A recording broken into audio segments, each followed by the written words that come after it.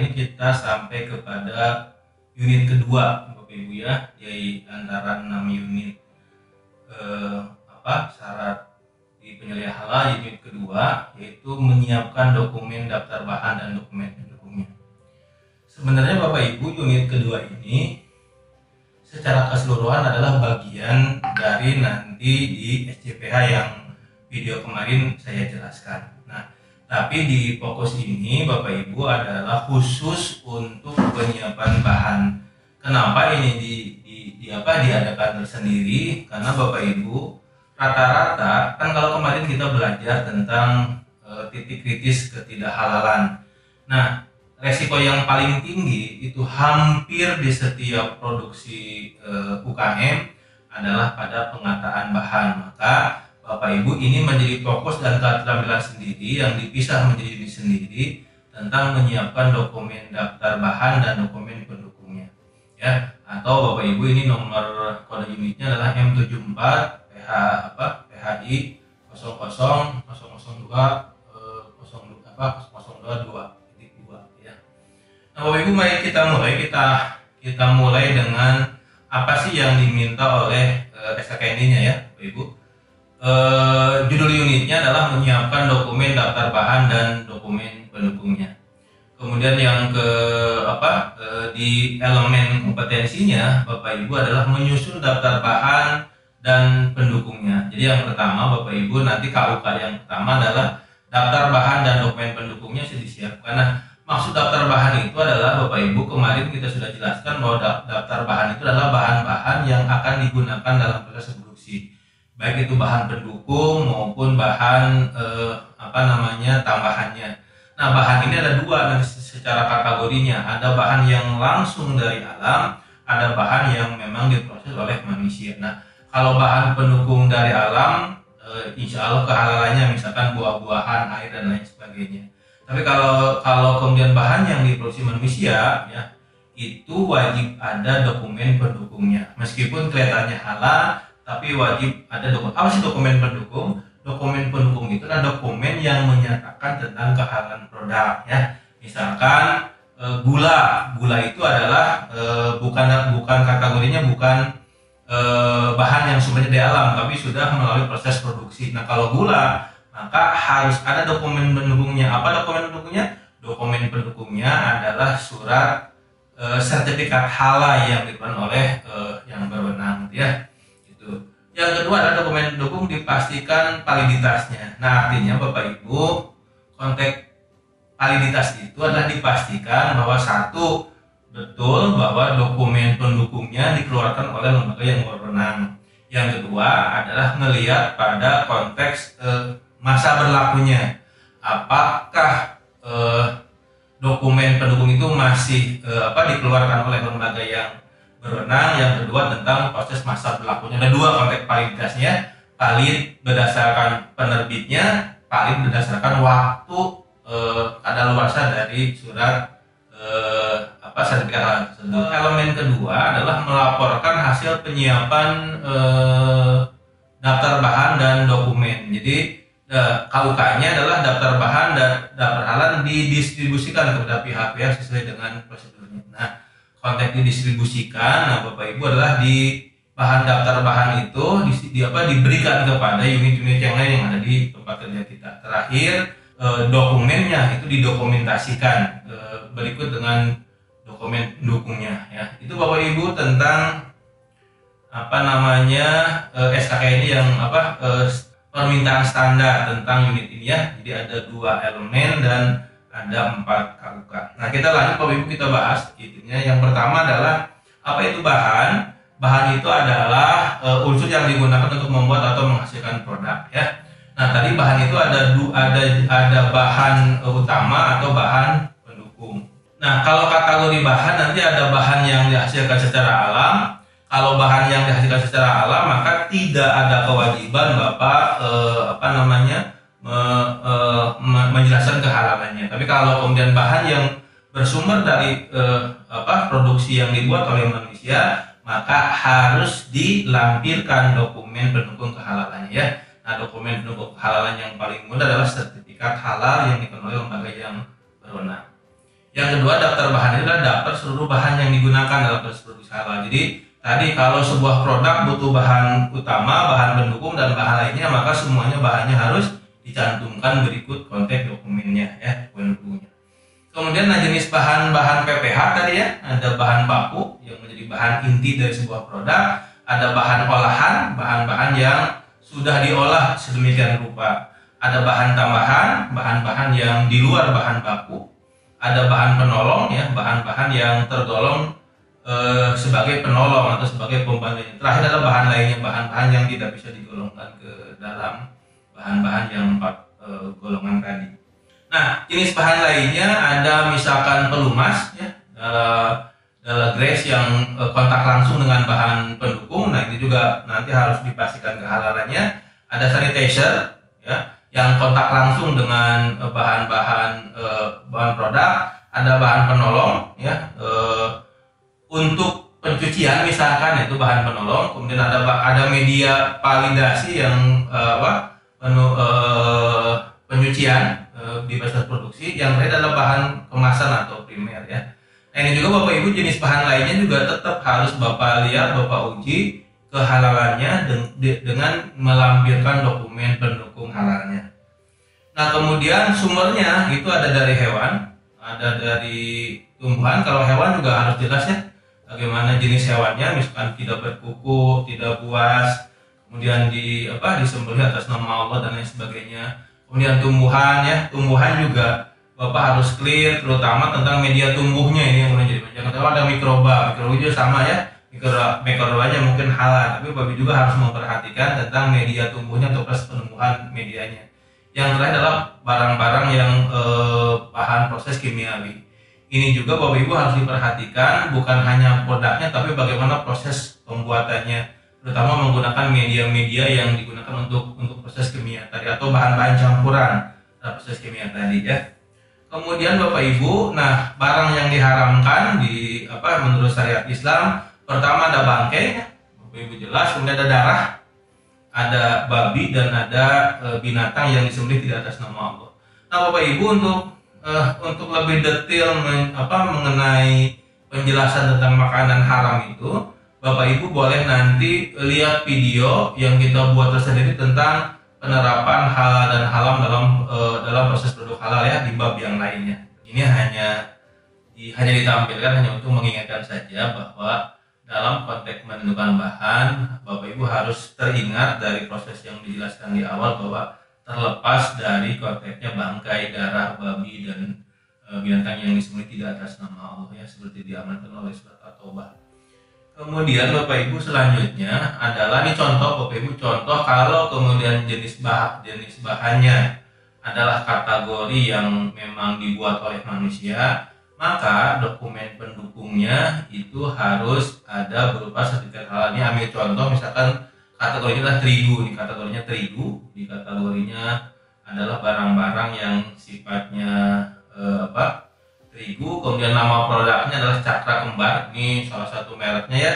Kemudian sertifikat nomor sertifikatnya LPPOM ini nomor 02200641097.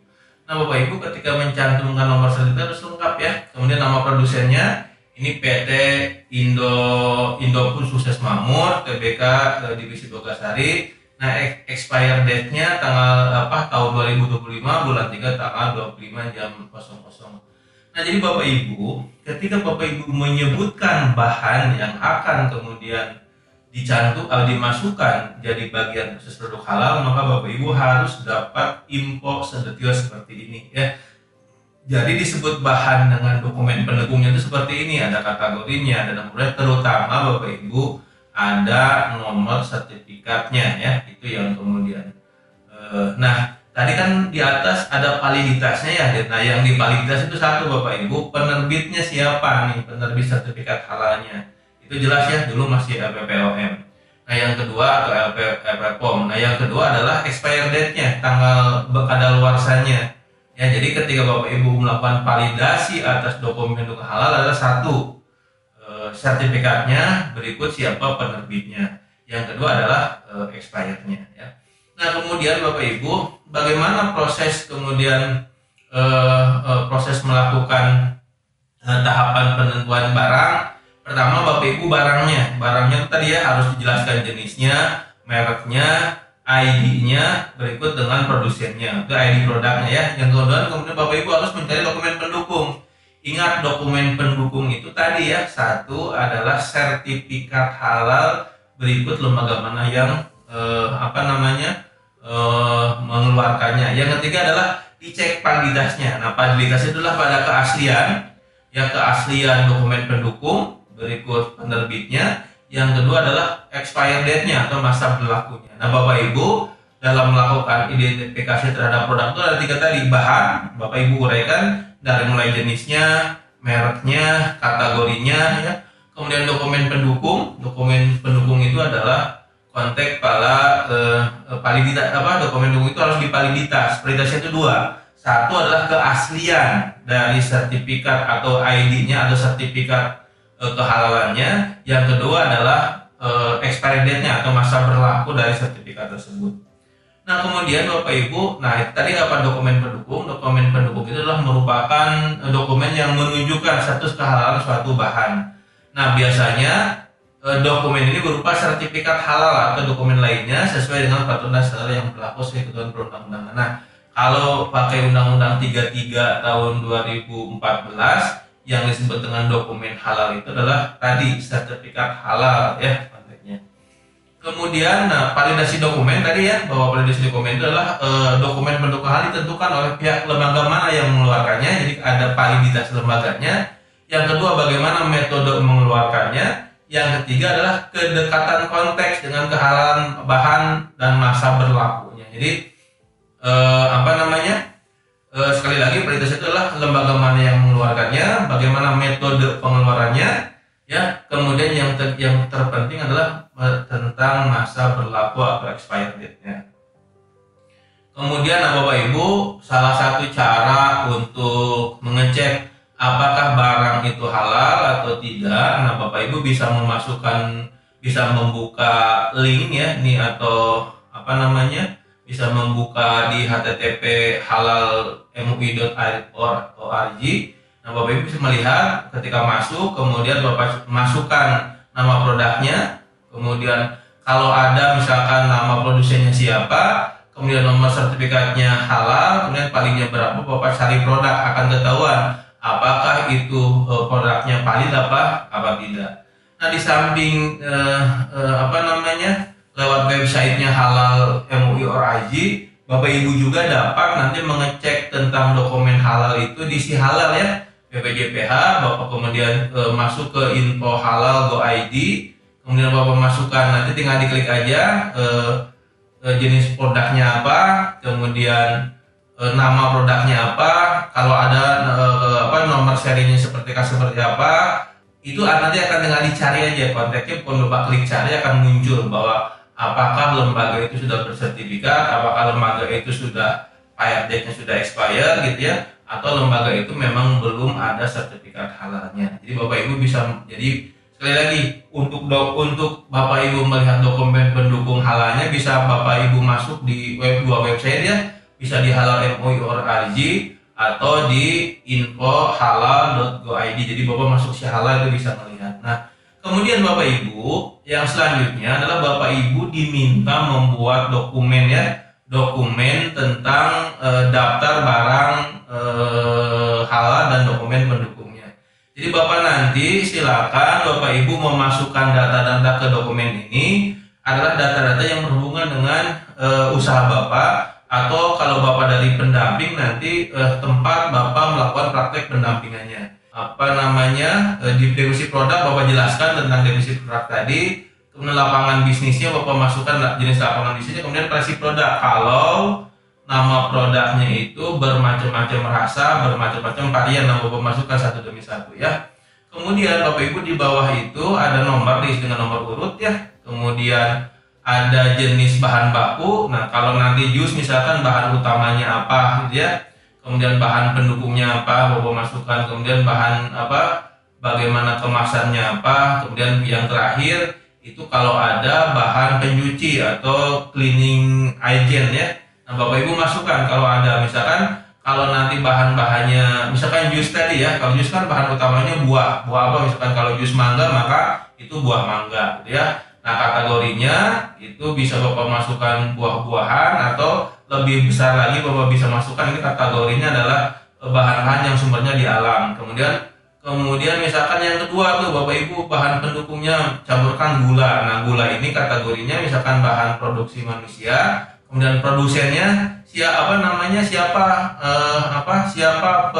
penerbit atau pembuat gula tadi. Kemudian dokumen pendukungnya Bapak masukkan, kalau nanti Bapak cari ini gulaku itu di si halal atau Bapak cari di LPPMRI, Bapak masukkan